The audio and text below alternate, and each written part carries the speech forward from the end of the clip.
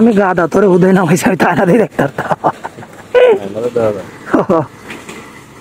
বিসমিল্লাহ।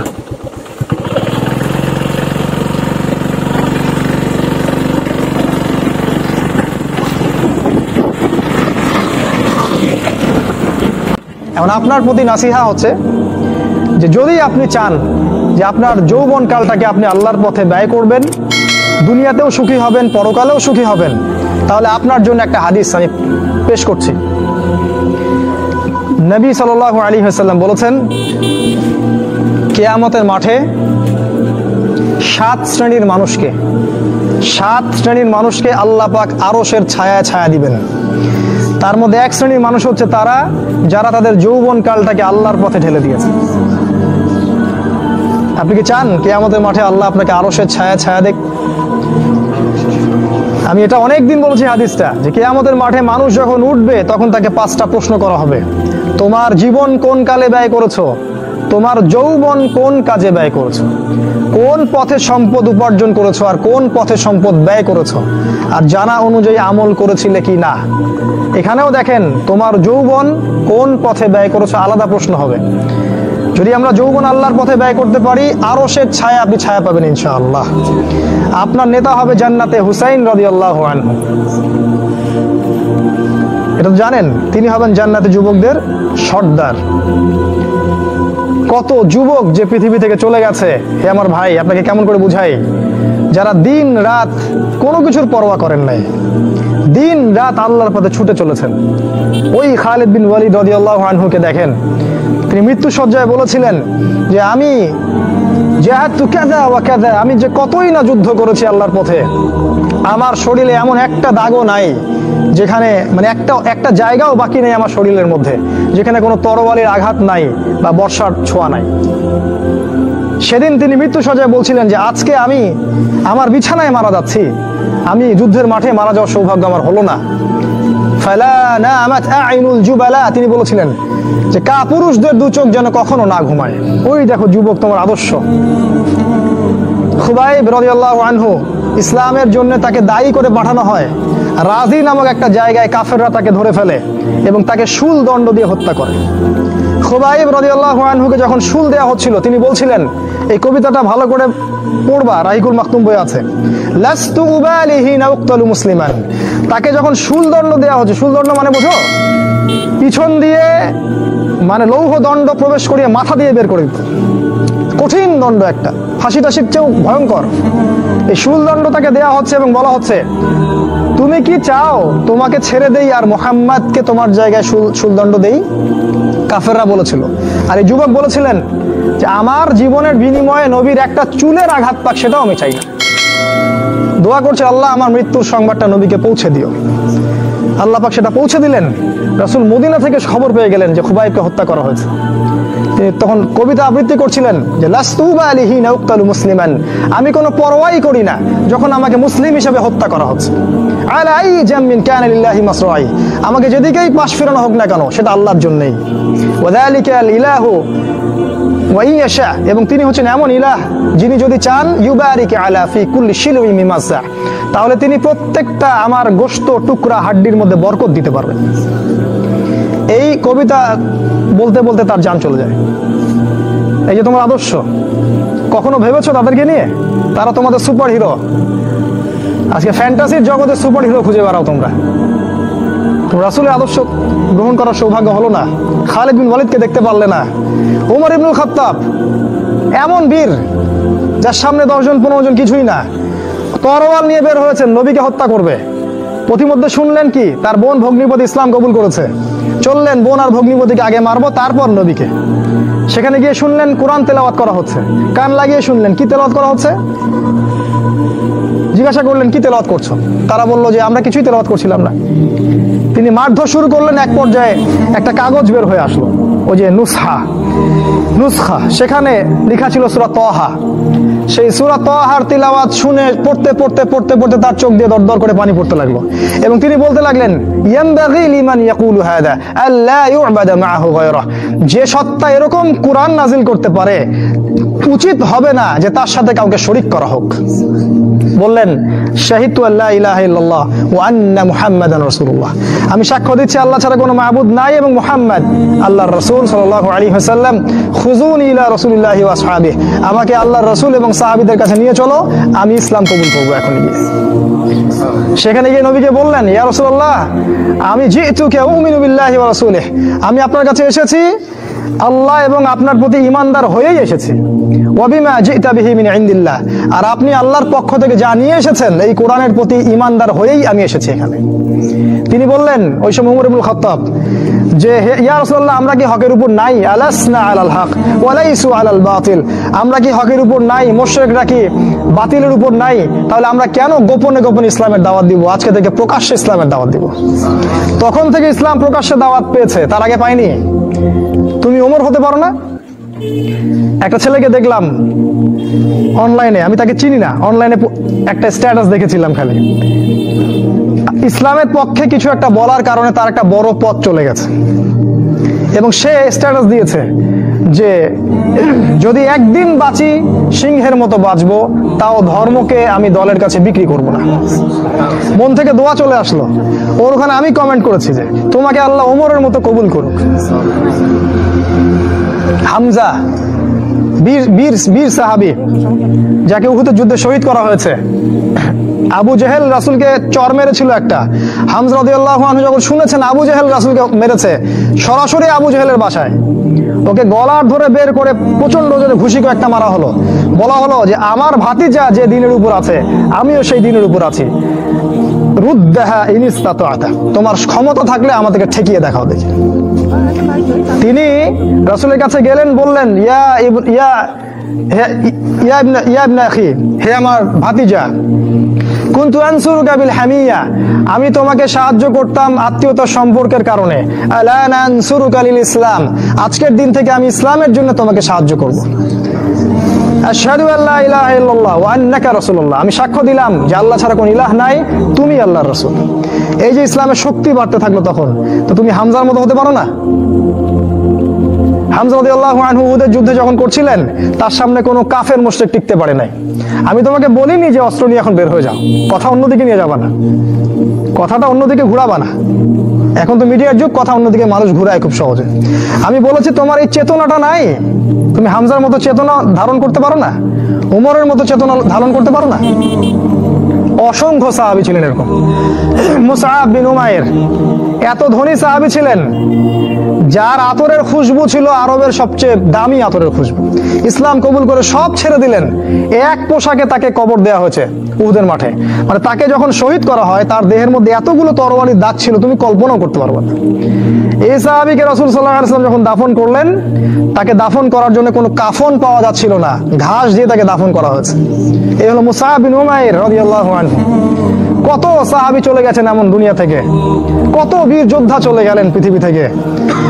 আজ পর্যন্ত তোমাদের এই আদর্শগুলো তোমরা অর্জন করতে পারলে না। তোমরা এখনো সেই পশ্চিমা সভ্যতার গোলক ধাঁধায় পড়ে আছো। ওই ইহুদি, ওই খ্রিস্টান, ওই দাজ্জাল অনুসারীরা যা শেখাচ্ছে তাই শিখছো, যা গিলাচ্ছে তাই গিলছো, মিডিয়া যা দেখছো তাই বিশ্বাস করছো। আল্লাহ পাক তোমাদের সবাইকে যেন ইসলামের দিকে হেদায়েত দান করেন, ফিরিয়ে নিয়ে আসেন। আল্লাহুম্মা আমিন। কয়েকটা পয়েন্ট খালি আকারে বলছি, কি করবা তুমি এখন। এক নাম্বার, তুমি তোমার জীবনের উদ্দেশ্যটাকে ফিক্স করো। ঠান্ডা মাথায় আজকে রাতের বেলা চিন্তা করবা আল্লাহ পাক তোমাকে কি জন্য দুনিয়ায় পাঠিয়েছেন। একটু চিন্তা করবা, 1 মিনিট একটু চিন্তা করবা যে তুমি পৃথিবীতে নাই, তুমি মারা গেছো। চিন্তা করবা তুমি মারা গেছো। এরপর চিন্তা করবা তুমি যে মারা গেছো, পৃথিবীর কারো কোনো সমস্যা হচ্ছে কিনা। তুমি যে মারা গেছো, পৃথিবী কি থেমে আছে? তোমার পরিবার থেমে থাকবে? তোমার শিক্ষা, তোমার বন্ধু বান্ধব, তোমার আত্মীয় স্বজন কেউ থেমে থাকবে? কেউ থেমে থাকবে না। তুমি পৃথিবীতে থাকো বা না থাকো, কারো কিছু আসে যাবে না। আল্লাহ পাক তোমাকে যে পৃথিবীতে রেখেছেন, একটা সুযোগ খালি দিয়েছেন, যাতে তুমি আল্লাহর দ্বীনের জন্য কিছু করতে পারো। এটাই আল্লাহ তোমার কাছে চান, আর কিচ্ছু চান না, আর কিচ্ছু আল্লাহ তোমার কাছে চান না। আল্লাহ চান তুমি একজন ভালো মানুষ হও, ভালো মুসলিম হও এবং দিনের জন্য কিছু খেদমত করে পৃথিবী থেকে বিদায় নাও। এই দিন তুমি ছাড়াও বিজয়ী হবে ইনশাআল্লাহ। তুমি থাকো বা না থাকো, এই দিন কিন্তু বিজয়ী হবেই। হয় তোমাকে নিয়ে হবে অথবা তোমাকে ছাড়াই হবে। জীবনের উদ্দেশ্য ফিক্স করো। জীবনের উদ্দেশ্য একটাই, জান্নাত। জান্নাত পাওয়ার জন্য যা করা দরকার তাই করতে হবে। কোরআন হাদিস মেনে চলা থেকে শুরু করে আমল করা, আদব আখলাক সবকিছু এর মধ্যে চলে আসবে ইনশাআল্লাহ। আল্লাহ পাক তোমাকে পথ দেখাবেন। আগে তুমি জীবনের উদ্দেশ্য ফিক্স করো। একটা কথা বলি, সবাই তোমাদেরকে বলবে জীবনে সফল হতে হবে। অনেক কথা আমি বলছি আমার ব্যক্তিগত অভিজ্ঞতা থেকেই বলছি। আল্লাহ পাক আলহামদুলিল্লাহ ফার্স্ট সেকেন্ড ছাড়া রেজাল্ট আমাদের হতো না। যখন থেকে আমরা বুঝতে পেরেছি যে ট্র্যাকে আমরা যাচ্ছি সে ট্র্যাকটা ভুল, সেই ট্র্যাকটা ভুল, এই বুঝটা যখন থেকে আসছে আমাদের মধ্যে, আমরা চেষ্টা করছি অন্যদেরকে আমাদের শিক্ষা দিয়ে সচেতন করার জন্য। আমরাও ভুল করেছি, ভুলের উপর ভুল করেছি। আল্লাহ পাক যেন মাফ করেন, আল্লাহুম্মা আমিন। সাফল্যের সংজ্ঞা শেখানো হতো আমাদেরকে পরিবার থেকে। সফল হতে হবে বাবা, নিজের পায়ে দাঁড়াতে হবে, বাবাকে দেখতে হবে, মাকে দেখতে হবে, অমুক তমুক ইত্যাদি ইত্যাদি। বিয়ে করবি কি নিয়ে, তোর তো কিছুই নাই, বলে নাই কথাগুলো আপনাদেরকে। চাকরি বাকরি করতে হবে, প্রতিষ্ঠিত হতে হবে। শোনো, সাফল্যের একটা সংজ্ঞা দিয়েছেন আল্লাহ কোরআনে, একটাই সংজ্ঞা, সূরা আল ইমরানের মধ্যে আছে। আজকে আমি সব ডিটেইলস বলার সময় পাচ্ছি না। সূরা আল ইমরানের মধ্যে আছে কুল্লু নাফসিন যায়িকাতুল মাউত, প্রত্যেকটা নফস মারা যাবে এবং কিয়ামতের মাঠে তাদের পুরোপুরি প্রতিদান তাদেরকে দেয়া হবে। এখানে আল্লাহ সাফল্যের সংজ্ঞা দিয়েছেন, ফামান যুহজিহা আনিন নার ওয়া উদখিলাল জান্নাহ ফাকাদ ফাজ। ওই দিন কিয়ামতের মাঠে যাকে জাহান্নাম থেকে বাঁচানো হবে আর জান্নাতে প্রবেশ করানো হবে, ফাকাদ ফাজা, এই ব্যক্তি হচ্ছে সফল। সাফল্যের সংজ্ঞা কোথায় পাইলেন? যদি আমরা জাহান্নাম থেকে বাঁচতে পারি প্রত্যেক ব্যক্তি এবং জান্নাতে যেতে পারি, সেই সফল। এছাড়া কেউই সফল না, এই পৃথিবীর কেউই সফল না, কেউ না। সে যত বড় রাষ্ট্রনেতা হোক, পণ্ডিত হোক, বিজ্ঞ হোক, পণ্ডিত কে হয় হোক, যার দাপটে সারা বিশ্ব কাঁপে, এও সফল না যদি না সে জান্নাতে যেতে পারে। কিন্তু একজন এই ভ্যান চালক, এক রিক্সা চালক, এক আমার ওই গরিব চাচা, ওই কৃষক, সে যদি হিসাব দিয়ে জান্নাতে যেতে পারে, সে সফল। তিনি সফল, তিনি আল্লাহর কাছে পছন্দের বান্দা। অতএব জীবনের উদ্দেশ্যটাকে ঠিক করে ফেলো, এটা প্রথম কাজ। দ্বিতীয় কাজ, তোমাকে জ্ঞান অর্জন করতে হবে। দ্বিতীয় কাজ, কিসের জ্ঞান অর্জন করবে? যে জ্ঞান তোমাকে আল্লাহর দিকে নিয়ে আসবে সেই জ্ঞান অর্জন করতে হবে। কোন কোন সাবজেক্ট পড়তে হবে তোমাকে? তোমাকে প্রথমত কোরআন পড়তে হবে, তেলাওয়াত করা শিখবে, অর্থ জানবে, আরবি ভাষা শেখার চেষ্টা করো, কোরআনের আদেশ মানো, নিষেধগুলো ছেড়ে দাও এবং কোরআনের দাওয়াত মানুষের কাছে পৌঁছে দাও। কোরআনের দাওয়াত মানুষের কাছে পৌঁছে দাও এবং কোরআনের বিধান বাস্তবায়নের জন্য আল্লাহর পথে চেষ্টা করো। আর কি সাবজেক্ট পড়তে হবে? তোমাকে হাদিস পড়তে হবে, রাসূলের হাদিস, অসংখ্য হাদিস, এগুলো পড়তে হবে তোমাকে। আর কি পড়বে? ইসলামের ইতিহাস তোমাকে পড়তে হবে। ইসলামের ইতিহাস জানবে না তাহলে হীনমন্য জাতি হবে। তুমি জানবেই না তোমার এই বাপ দাদারা ছিল সিংহ পুরুষ, তুমি এটা জানবেই না। তোমার শেকড় যে এত সিংহ পুরুষ দিয়ে ভর্তি, এটা তুমি জানোই না। এই জন্য হীনমন্যতায় ভোগো, মনে হয় যে আমাদের কেউ নাই, আমরা এতিম। জি না, আমরা এই বিশ্ব শাসন করেছি 100 বছর আগেও। 100 বছর আগেও এই পুরো বিশ্ব আমাদের হাতে ছিল। এখন যা দেখছো এরকম অতীত এরকম ছিল না। একটা ওমরের হুঙ্কারে সারা বিশ্ব কেঁপে যাইতো। এক আলী রাদিয়াল্লাহু আনহু যদি জিহাদের মাঠে হুঙ্কার দিতেন, সমস্ত কাফেরের হৃদয় একদম দরদর করে কাঁপতে থাকতো। আমাদের সিংহ পুরুষ বাবারা দাদারা এরকম ছিলেন। আমরা এত হীনমন্য জাতি ছিলাম না। আজকে আমরা আমাদের পরিচয় ভুলে গেছি, পরিচয় ভুলে গেছি। ইতিহাস পড়তে হবে তোমাকে। আর কি পড়তে হবে? ইসলামের অর্থনীতি পড়বে। অর্থনীতি জানো না, তুমি হালাল হারাম বুঝতে পারবে না। ওরা তোমার সাথে প্রতারণা করে এমন হারাম ঢুকিয়ে দিবে তুমি বুঝতেই পারবে না এটা হারাম ছিল। ইকোনমিক্স পড়তে হবে, খুব ইম্পর্টেন্ট সাবজেক্ট এই জামানার জন্য। আর কি পড়তে? পলিটিক্যাল সায়েন্স, এই বিশ্ব রাজনীতি সম্পর্কে পড়াশোনা করবে, এটা গুরুত্বপূর্ণ সাবজেক্ট। এছাড়া জেনারেল লাইনে যে পড়াশোনাগুলো করছো এগুলো ভালো, আমি এগুলো পড়তে নিষেধ করিনি। আমি বলেছি এগুলোর শিকড়টা হবে ইসলামিক। তুমি ডাক্তার হও আর ইঞ্জিনিয়ার হও আর কি হও, এটাতে আমাদের কোনো আপত্তি নাই। শিকড়টা হতে হবে ইসলামিক, কোরআন এবং সুন্নাহ ভিত্তিক। আরেকটা সাবজেক্ট পড়বে ফিকহ। ফিকহ যদি না পড়ো তাহলে কি হবে জানো? তাহলে নফল মুস্তাহাব আমলগুলো নিয়ে মারামারি কাটাকাটি করে ফরজ ঐক্য নষ্ট করে ফেলবা। এখনকার দেখো না যে অল্প কিছু পড়াশোনা করে, 2 পাতা পড়াশোনা করে দায়ী হয়ে গেছে একেবারে। কোরআনটা ঠিক মতো পড়তে পারে না, রিডিং ঠিক মতো পড়তে পারে না, বড় বড় ফতোয়া দিয়ে বেড়াচ্ছে, ওইটা হালাল আর ওইটা হারাম, ওইটা অমুকের এই নাই অমুকের সেই নাই। হচ্ছে না এটা ফিকহ না জানার কারণে হচ্ছে। ফিকহের বুঝ কঠিন বুঝ, গভীর বুঝ। এই জন্য ইমাম আবু হানিফা থেকে শুরু করে যত ফকিহ ছিলেন সবাইকে ভক্তি শ্রদ্ধা সম্মান করতে শিখো। ফিকহটা অনেক কঠিন একটা জিনিস। আমরা তো এখানে সমালোচনা বেশি করতে চাই, এটা ঠিক না। এই ফিকহের জ্ঞান না থাকলে তুমি কোনটা ফরজ, কোনটাকে বেশি গুরুত্ব দেওয়া লাগবে, কোনটা নফল, কোনটাকে মুস্তাহাব, কোনটা ওয়াজিব পর্যায়ের, কোনটা সুন্নতে মুআক্কাদা, কোনটা কি সব বুঝতে পারবে না। আর না বুঝতে পারলে তুমি কি করবা, যে বিষয়ে ছাড় দেয়া যেত সেটাকে ছাড় না দিয়ে তুমি বড় বড় জিনিসগুলোকে ভেঙে ফেলবা। খেয়াল করে দেখবেন ছোট ছোট মাসআলাগুলোকে নিয়ে, যেগুলো ইখতিলাফি মাসআলা, যেগুলো নিয়ে সাহাবায়ে কেরামদের মধ্যে দ্বিমত ছিল, এগুলোকে নিয়ে বাংলাদেশে শত শত দল হয়ে গেছে। হয় নাই? কোন দল কি বলেছে আল্লাহ নাই? কোন দল বলে যে রাসূল নাই, কোরআন নাই, আমাদের কেবলা আলাদা, এটা বলে? সবার আল্লাহ এক, রাসূল এক, কেবলা এক, কোরআন এক, সুন্নাহ এক, সব এক। তাহলে এতগুলো দল কেন হলো? ওই যে সংকীর্ণ মানসিকতা এবং এই ফিকহের বুঝ না থাকার কারণে হয়েছে। তাই ফিকহটা পড়বে, না হলে তোমার দ্বারা উপকার না হয় উম্মার ক্ষতি হয়ে যাবে। তোমার দ্বারা উপকার না হয় উম্মার ক্ষতি হয়ে যাবে। আর 2-1টা সাবজেক্ট বলছি, জিও পলিটিক্স, ভূ রাজনৈতিক প্রেক্ষাপটটা পড়তে হবে তোমাকে। এর সাথে একটা সাবজেক্ট অবশ্যই পড়বে রাসূলুল্লাহ সাল্লাল্লাহু আলাইহি ওয়াসাল্লামের জীবনী। এই কয়েকটা সাবজেক্ট পড়তে পারো, শেষ জামানায় ইনশাআল্লাহ আল্লাহ পাক তোমার হাতে পতাকা দিবেন এবং তুমি আল্লাহর দ্বীনের পতাকা বহন করবে ইনশাআল্লাহ। জ্ঞান নাই, কিচ্ছু করতে পারবে না। যদি তুমি জ্ঞান অর্জন করতে না পারো, তুমি বাতিলের মোকাবেলা করতে পারবে না। এখনকার যুদ্ধটা অস্ত্রের যুদ্ধ না, এখনকার যুদ্ধ জ্ঞানের যুদ্ধ। তুমি ওদের সাথে অস্ত্রের যুদ্ধ করে পারবে না। এখনকার যুদ্ধটা জ্ঞানের যুদ্ধ। ওটাও আসবে সামনে, যখন ইমামুল মাহদী আসবেন, সারা বিশ্ব জুড়ে মালহামা শুরু হবে, তখন মহাযুদ্ধ। এই ফিজিক্যাল স্ট্রেংথ নিয়ে, মেন্টাল স্ট্রেংথ নিয়ে, ইমানের স্ট্রেংথ নিয়ে পারবে না। যখন মাইয়েতকে কবরে শোয়ানো হয়, তখন সে তাকে দাফন করে যাওয়া ব্যক্তিদের হাঁটার খসখস আওয়াজ শুনতে পায়। এরপরে তাকে যখন শুইয়ে দেওয়া হয়, সে যদি মুমিন ব্যক্তি হয় তাহলে তার মাথার দিকে তার সলাত এসে দাঁড়িয়ে যায়। দুনিয়াতে আপনি যে নামাজগুলো পড়েছেন, আমি যে নামাজগুলো পড়ছি, এগুলো মাথার দিকে দাঁড়িয়ে যায়। ডান দিকে চলে আসে তার সওম মানে কি? রোজা। বাম দিকে চলে আসে যাকাত। তারপরে পায়ের দিকে চলে আসবে তার আত্মীয়তার সম্পর্ক রক্ষার ইবাদত, তার এই যে অন্যান্য দান সদকা, তার নফল আমল, তার তাসবিহ তাহলিল, তার কোরআন তেলাওয়াত ইত্যাদি পায়ের দিকে চলে আসবে। এখানে একটা হাদিস এসেছে, সূরাতুল মুলক যে ব্যক্তি রাতের বেলা তেলাওয়াত করবে, কোন সূরা ভাই?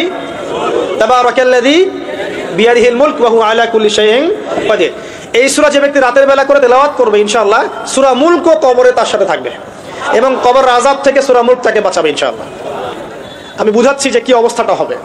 এবার দুজন ফেরেশতা মাথার দিক থেকে আসবেন, আসতে চাইবেন, সালাত বলবে এখান দিয়ে আসা যাবে না, এদিক দিয়ে আসা যাবে না। ডান দিক দিয়ে আসতে চাইবেন, এদিক দিয়ে আসা যাবে না। বাম দিক দিয়ে আসতে চাইবেন, যাকাত বলবে এদিক দিয়ে আসা যাবে না। পায়ের দিক দিয়ে আসতে চাইবেন, আমলগুলো বলবে এদিক দিয়ে আসা যাবে না। তারপরেও তারা আসবেন, চোখগুলো হবে নীল এবং কালো বর্ণ, নীলাভ চোখের, কালো। মুনকার দেখি উঠে বসিয়ে দেওয়া হবে। এবার 3টা প্রশ্ন। প্রথমে প্রশ্ন হচ্ছে কি? মান রব্বুক, তোমার রবকে? তখন মুমিন বান্দা বুক ফুলিয়ে বলবে রব্বি আল্লাহ, আমার রবকে আল্লাহ। পৃথিবীতে যে ব্যক্তি আল্লাহর সাথে শিরিক করে নাই, আল্লাহর তাওহীদের উপর থেকেছে এবং তার উপরে মৃত্যুবরণ করেছে, ইনশাআল্লাহ সে ব্যক্তি এর উত্তর নির্দ্বিধায় দিতে পারবে ইনশাআল্লাহ। আর দুনিয়াতে যে বা যারাই আল্লাহর সাথে শিরিক করবে, আল্লাহর সাথে শিরকের পাপে লিপ্ত হবে, ওই অবস্থায় মারা যাবে, তাওহীদের উপর থাকবে না, কোশ্চিন কালেও মান রব্বুক উত্তর দিতে পারবে না। তারপরে প্রশ্ন হয়ে যাবে ভাই দিনুক, তোমার দিন কি ছিল? মুমিন বান্দা উত্তর দিবে কি? দিন ইয়ান ইসলাম, আমার দিন ছিল ইসলাম। এখানে শুনে রাখেন, পৃথিবীতে যারা ইসলামকে পরিপূর্ণরূপে পালন করবে তারাই এই উত্তর দিতে পারবে ইনশাআল্লাহ।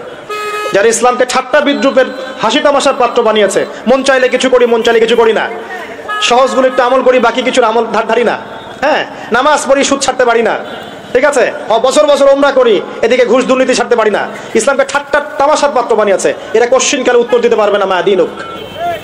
দিনে পরিপূর্ণরূপে ইসলামে প্রবেশ করতে বলেছেন আল্লাহ রাব্বুল আলামিন। যারা পরিপূর্ণরূপে ইসলামে প্রবেশ করবে এবং ইসলামের প্রতিটা মৌলিক বিধান মেনে চলবে, ইনশাআল্লাহ তারা এর উত্তর দিতে পারবে। এরপরে আসবে তৃতীয় প্রশ্ন। নবী সাল্লাল্লাহু আলাইহি ওয়াসাল্লামকে দেখানো হবে, যখন দেখানো হবে তখন সূর্য যখন ডুবে যায়, যে দৃশ্যটা আমরা দেখতে পারি না, ওই দৃশ্যটা ভেসে উঠবে এবং মুমিন বান্দা অস্থির হয়ে যাবে, বলবে আমাকে ছেড়ে দাও, আমি নামাজ পড়বো। সুবহানাল্লাহ। তার কারণ তার কাছে মনে হবে যে আসরের ওয়াক্ত হয়ে গেছে, আসরের ওয়াক্ত হয়ে গেছে, আসরের ওয়াক্ত চলে যাচ্ছে, আমাকে নামাজ পড়তে হবে। চিন্তা করেছেন? ওই যে একটা হাদিস আছে না, যে 7 শ্রেণীর মানুষকে আল্লাহ রাব্বুল আলামিন আরশের ছায়া দিবেন। তার মধ্যে এক শ্রেণীর মানুষকে, যার অন্তর মসজিদের সাথে ঝুলে থাকে, তার মন মসজিদের সাথে ঝুলে ছিল, এই সূর্য ডুবে গেল বলে আমাকে ছেড়ে দাও, আমি নামাজ পড়তে যাব। তখন ফেরেশতারা বলবেন তোমাকে নামাজ পড়তে দেওয়া হবে, তবে তার আগে তুমি এর উত্তর দাও। কি উত্তর? এই ব্যক্তির দিকে তাকাও। তখন নবী সাল্লাল্লাহু আলাইহি ওয়াসাল্লামকে দেখানো হবে, সাল্লাল্লাহু আলাইহি ওয়াসাল্লাম দরুদ পড়বেন, বলা হবে যে এই ব্যক্তির সম্পর্কে তোমার কি ধারণা? মান হাযা রাজুল বুইসা ফীকুম, এই ব্যক্তি কে, যাকে তোমাদের কাছে পাঠানো হয়েছিল? মুমিন ব্যক্তি নির্দ্বিধায় বলে দিবে যে তিনি হচ্ছেন আমার নবী মুহাম্মদুর রাসূলুল্লাহ সাল্লাল্লাহু আলাইহি ওয়াসাল্লাম। দেখুন, পৃথিবীতে যে বা যারাই নবী সাল্লাল্লাহু আলাইহি ওয়াসাল্লামের সুন্নতের উপর আমল করবে, ইনশাআল্লাহ সে তার উত্তর দিতে পারবে। দুনিয়াতে যারা নবীর সুন্নতের 5 পয়সা পরোয়া করছে না, তার আদর্শের 5 পয়সা দাম দিচ্ছে না, তারা কোশ্চিনকালে উত্তর দিতে পারবে না। নাম হতে পারে আব্দুর রহমান, আব্দুর রহিম, নবীর সুন্নতের ধার ধারে না, তারা উত্তর দিতে পারবে না। তো নবীর সুন্নতের গুরুত্ব কত গভীর, এটা আমাদেরকে এখান থেকে বুঝতে হবে। তাই প্রিয় যুবক ভাইরা, মুসলিম ভাইরা, আমাদের জীবনটাকে নবীর আদর্শ এবং সুন্নতে ঢেলে সাজাতে হবে। সকাল থেকে সন্ধ্যা পর্যন্ত প্রতিটা কাজ করবো কার তরিকায়? রাসূলের তরিকায়। নামাজ পড়বো তার তরিকায়, রোজা, সিয়াম, হজ, জাকাত, আমল, মুআমালাত, আখলাক সব কার তরিকায়? নবী সাল্লাল্লাহু আলাইহি ওয়াসাল্লামের তরিকা অনুযায়ী ইনশাআল্লাহ। আল্লাহ পাক তৌফিক এনায়েত করুন, আমিন। এবার ফেরেশতা দুজন জিজ্ঞাসা করবেন অবাক হয়ে, যে তুমি কিভাবে এটা জানলে? তুমি কিভাবে এই 3টা প্রশ্নের উত্তর দিতে পারলে? কারণ বেশিরভাগ মানুষ তো উত্তর দিতে পারবে না, বেশিরভাগ মানুষই এই উত্তর দিতে পারবে না। কারণ কিয়ামতের মাঠে 1999 জন মানুষ জাহান্নামে যাবে, নাউজুবিল্লাহ। তো এটা কঠিন পরীক্ষা। আল্লাহ রাসূল সাল্লাল্লাহু আলাইহি ওয়াসাল্লাম বলেছেন যে নিশ্চয়ই তোমাদেরকে এখানে পরীক্ষায় ফেলা হবে, আর তোমরা যদি এই পরীক্ষা জেনে তোমাদের মৃতদেরকে দাফন করা থেকে বিরত না থাকতে, তাহলে আমি তোমাদেরকে শুনিয়ে দিতাম কবরে কেমন পরীক্ষা হয়। মানে যদি আমরা শুনতে পারতাম যে কবরে কেমন পরীক্ষা হয়, আমরা ভয়ে আমাদের মৃতদেরকে দাফন পর্যন্ত করতাম না। এটা নবীজি বলছেন সাল্লাল্লাহু আলাইহি ওয়াসাল্লাম। তাকে জিজ্ঞাসা করা হবে যে তুমি কিভাবে জানলে এটা? বেশিরভাগ মানুষ তো পারে না উত্তর দিতে। তখন সেই ব্যক্তি বলে বসবে, সেই ব্যক্তি বলবে যে করাআতু কিতাব আল্লাহ, আমি আল্লাহর কিতাব এই কোরআন পড়েছি। মুমিন বলবে আমি আল্লাহর কোরআন পড়েছি, ফাআমানতু বিহি, আমি এর উপর ঈমান এনেছিলাম, ওয়া সাদ্দাকতু, এবং সত্যায়ন করেছিলাম। সুবহানাল্লাহ। অতএব দুনিয়াতে যারা দ্বীনের জ্ঞান অর্জন করছে না, কোরআন পড়ছে না, হাদিস পড়ছে না, পড়াশোনার চেষ্টা করছে না, জানার চেষ্টা করছে না, কবরে পাওয়ার পর ডিফিকাল্ট আছে। এটা একটা অন্যতম প্রশ্ন। আমরা কিন্তু মনে করি 3টা প্রশ্ন হচ্ছে, আসলে প্রশ্ন হচ্ছে কয়টা? 4টা। 3টার পরে আরো একটা এক্সট্রা। কিভাবে জানলে?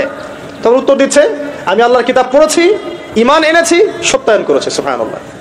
নবী সাল্লাল্লাহু আলাইহি ওয়াসাল্লাম হাদিসের পরের অংশে বলছেন যে যখন কাফের বান্দাকে উঠানো হবে, তখন ডানেও কিছু নাই, বামেও কিছু নাই, সামনে পিছনে কিচ্ছু নাই। মাথার দিক থেকে ফেরেশতারা চলে আসবেন, উঠিয়ে বসানো হবে, প্রশ্ন করা হবে কে তোমার রব? একটাই উত্তর, লা আদরি, আমি জানি না। নাউজুবিল্লাহ। কি তোমার দিন? লা আদরি, আমি জানি না। এই যে আল্লাহর তো খবর নাই, আল্লাহ পাকের বিধান মেনে চলার কোনো খবরই নাই, পরোয়াই নাই। সে জানবে কিভাবে ইসলাম কি জিনিস? সে জানবে কিভাবে আল্লাহ কি জিনিস? ও তো আল্লাহকে চিনেই না। দিব্যি বলে বেড়াচ্ছে মহাবিশ্ব সৃষ্টি হয়েছে বিগ ব্যাং থেকে, আল্লাহ বলে কেউ নাই। মানুষ সৃষ্টি হয়েছে বান্দর থেকে, নাউজুবিল্লাহ। ওই যে ডারউইনের মতবাদ, কি থিওরি অফ এভলিউশন নাকি? হ্যাঁ, তাই তো মনে হয়। অনেকদিন আগে পড়ছি ভাই, ভুলে গেছি এগুলো। যাই হোক, মানুষ তো আল্লাহকে চিনছে না। এখনো মানুষ মনে করছে যে আল্লাহ বলতে কেউ নাই, এবং এই মুক্ত চিন্তার নামে, বাক স্বাধীনতার নামে নাস্তিকতার যে চর্চাটা বেড়েছে বাংলায়, এটা আশঙ্কাজনক। বড় বড় বিশ্ববিদ্যালয় থেকে পড়ে আসছে, অনেক সময় দেখলাম বড় বিশ্ববিদ্যালয়ের প্রফেসর, সে বলছে যে মহাবিশ্ব বিগ ব্যাং দিয়ে সৃষ্টি হয়েছে, সৃষ্টিকর্তা নাই এখানে কোনো। তো মুসলিম বিজ্ঞানীর একটা কথা বলতেন যে মানুষ বিজ্ঞান সম্পর্কে অল্প জানলে নাস্তিক হয়ে যায়, আর অনেক গভীর জ্ঞান অর্জন করলে আল্লাহর কাছে আত্মসমর্পণ করে। খেয়াল করে দেখবেন, ডক্টর, ইঞ্জিনিয়ার যারা বড় বড় লেভেলে চলে গেছেন, অনেক সিনিয়র, তারা কিন্তু বেশিরভাগ নামাজি দেখবেন নামাজ পড়ে, দান সৎকার করে, সমাজ কল্যাণমূলক কাজ করে, তারা কিন্তু রোগীর সেবা করতে গেলেও বলে যে নামাজ পড়িয়েন, রোজা রাখিয়েন, তারা কিন্তু বলে। অনেক ডক্টর আমি দেখেছি এমন, যারা যত বেশি গবেষণা করে তারা তত বেশি আস্তিক হয়ে যায়। আর টুটাফাটা গবেষণা করলে নাস্তিক হয়ে যাবে।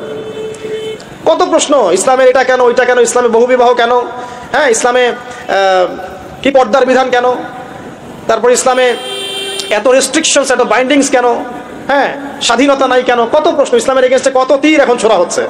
তো এই ব্যক্তি কেমন করে উত্তর দিবে যে মাহাদিনুক, তোমার দিন কি? আল্লাহর দিকে কত প্রশ্ন ছোড়া হচ্ছে, কত শিরকের পাপ আমরা করছি, অনেক সময় মুসলিম হয়েও শিরকের পাপ করছি। কিভাবে উত্তর দিবে মান রব্বুক? 3 নম্বর প্রশ্ন যখন করা হবে এই ব্যক্তিকে, দেখো দেখি, সে বলবে যে আমি জানি না এই ব্যক্তিকে, তবে শুনেছিলাম, মানুষের মুখে শুনেছিলাম, মানুষ যা বলতো আমি তাই বলতাম। মানে সে রাসূল সাল্লাল্লাহু আলাইহি ওয়াসাল্লামের নাম শুনেছিল হয়তোবা, কিন্তু তার সুন্নত বা আদর্শ কখনো মেনে চলে নাই, পারলো না। এবার জান্নাতি ব্যক্তি হলে কি হতো? ওই যে সূর্য ডুবছিল যেখানে, তার দৃষ্টির সীমা পর্যন্ত কবরকে প্রশস্ত করে দেওয়া হতো, এবং জান্নাতের একটা দরজা তার কবরে খুলে দেওয়া হতো। এটা কিভাবে করা হবে সেটা আল্লাহ পাক জানেন, এটার ব্যাখ্যা করার জ্ঞান আল্লাহ আমাদেরকে দেন নাই। যেই মানুষের ক্ষুদ্র জ্ঞানে মানুষ ব্যাকটেরিয়া ভাইরাস নিয়ে গবেষণা করতে হিমশিম খেয়ে যায়, সে মহাবিশ্বের স্রষ্টা নিয়ে কিভাবে গবেষণা করবে? আল্লাহ পাকের অসীম জ্ঞানের সামনে আমার জ্ঞান কি? খুবই ক্ষুদ্র। হাদিস এসেছে বুখারী শরীফের মধ্যে যে একটা মহাসমুদ্রের মধ্যে যদি একটা পাখি 1 ফোঁটা পানি উঠিয়ে নিয়ে যায়, ওই 1 ফোঁটা পানি হচ্ছে মহাবিশ্বের জ্ঞান, আর বাকি পুরো মহাসাগর হচ্ছে আল্লাহ পাকের জ্ঞান।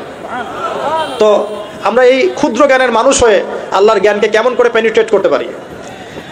তো আল্লাহ পাক জান্নাতের দরজাগুলো খুলে দিবেন, একটা দরজা খুলে দিবেন, সেখান থেকে বাতাস আসবে, সে জান্নাতের নাজ নেয়ামত উপভোগ করতে থাকবে, এবং তার রূহটাকে সবুজ রঙের পাখির আকৃতিতে জান্নাতে রেখে দেওয়া হবে। ইল্লিন মানে ওখানে জান্নাতের নিয়ামত সে পাবে। এটাকে বলা হয় দারুল বারজাখ বা বারজাখের জীবন। পাপী ব্যক্তি হলে জাহান্নামের দরজা খুলে দেওয়া হবে, আর জাহান্নামের সে আযাব ভোগ করতে থাকবে, এবং পুণ্যবান ব্যক্তি হলে জান্নাতের দরজা খুলে দেওয়া হবে, এবং এর নাজ নেয়ামত সে ভোগ করতে থাকবে। তখন তাকে বলা হবে এটা জান্নাতের সেই জায়গা যেখানে তুমি থাকবে। এটা দেখার সাথে সাথে, শোনার সাথে সাথে তার যে খুশি, উৎফুল্লতা আরো অনেক বেড়ে যাবে। এবং সে কি করবে জানেন? সে পৃথিবীতে ফিরে আসতে চাইবে। সে বলবে আমাকে আমার পরিবারবর্গকে জানাতে দেন, আমাকে আমার পরিবারবর্গকে জানাতে দেন যে আমি ভালো আছি। তখন ফেরেশতারা তাকে বলবেন যে এটা সম্ভব না, তোমার এবং তাদের মাঝে দারুল বারজাখ আছে, তুমি এটা ভেদ করে যেতে পারবে না।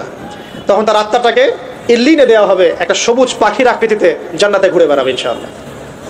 আর যদি জাহান্নামী হয় তাহলে যে বললাম দরজা খুলে যাবে, জাহান্নামের মর্মান্তিক আযাব তার দিকে আসতে থাকবে, কবর সংকুচিত হয়ে আসবে এমনভাবে যাতে তার বাম পাজর ডান পাজরের ভিতরে এইভাবে ঢুকে যাবে, নাউযুবিল্লাহ। এবং এই আযাব চলতে থাকবে ইলা ইয়াউমি ইউবআসুন, পুনরুত্থানের দিন পর্যন্ত। দুনিয়াটাকে এত সুশোভিত করে তোমাদের সামনে তুলে ধরেছে, মনে হচ্ছে এই দুনিয়াই সবকিছু। আর এই দুনিয়া পূজারী কোনো যুবক ছেলেকে দিয়ে আপনি আল্লাহর পথে কোনো খেদমত আশা করতে পারেন না, কারণ ওর পুরো চিন্তাটা দুনিয়া কেন্দ্রিক। সকালবেলা ঘুম থেকে উঠে ও চিন্তা করে দুনিয়া, দুনিয়ার দুনিয়া, রাতে ঘুমানো পর্যন্ত। আলহাকুমুত তাকাসুর, আল্লাহ পাক বলেছেন হাত্তা যুরতুমুল মাকাবির, যতক্ষণ না তোমরা কবরে পৌঁছাচ্ছ ততক্ষণ এই প্রাচুর্যের প্রতিযোগিতায় লিপ্ত আছো।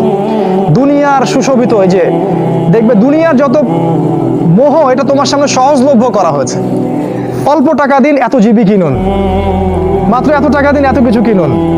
ফোন করছে মেয়ে, আপনার সাথে রিসিভ করছে, মানে নারী, এই যে অনলাইন, এই যে ইন্টারনেট, পর্নোগ্রাফি, ব্লু ফিল্ম, হারাম অ্যাফেয়ার্স, এই যে বয়ফ্রেন্ড গার্লফ্রেন্ড, এগুলোকে আপনার সামনে এত সহজলভ্য করে দিয়েছে যে একটা যুবক ছেলে চাইলে জেনা করতে পারে।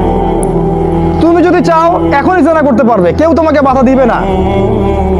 তোমার সামনে জেনাকে এত সহজ করা হয়েছে, তুমি চাইলে এখনই মদ খেতে পারবে, কেউ তোমাকে বাধা দিবে না। আর মদের তো লাইসেন্স দেয়া আছে আমাদের দেশে, পতিতালয়গুলোর লাইসেন্সও দেয়া আছে, কেউ তোমাকে বাধা দিবে না। এটা এত সহজ কেন করে দেয়া হলো? অথচ মদ যদি উমর রাদিয়াল্লাহু আনহুর সময় কেউ পান করত, তাকে 80টা বেত্রাঘাত করা হতো। কেউ যদি জিনা করতো ওই সময়, তাহলে প্রকাশ্যে ওকে 100টা বেত্রাঘাত করা হতো। কোনো বিবাহিত ব্যক্তি যদি জিনা করতো, তাকে রজম করে হত্যা করা হতো। কেউ যদি কোনো ব্যক্তিকে অন্যায়ভাবে হত্যা করতো, তাকেও কেসাস করা হতো, হত্যা করা হতো। এগুলো তুমি আর দেখবে না। এখন তুমি দেখবে সমস্ত পাপ সহজলভ্য হয়ে গেছে। এটা এমনি এমনি হয়নি, তারা করেছে তোমার জন্য। যাতে তোমার ভিতরের ঈমানটা চলে যায়